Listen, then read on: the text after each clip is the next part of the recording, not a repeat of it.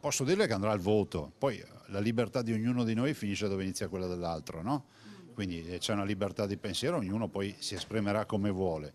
Però altrettanto è vero che si vota anche perché il voto successivo, il provvedimento successivo è il bilancio. A me interessa poi approvare il bilancio perché c'è un sacco di iniziative anche lì dentro importanti, anche per l'identità veneta, peraltro.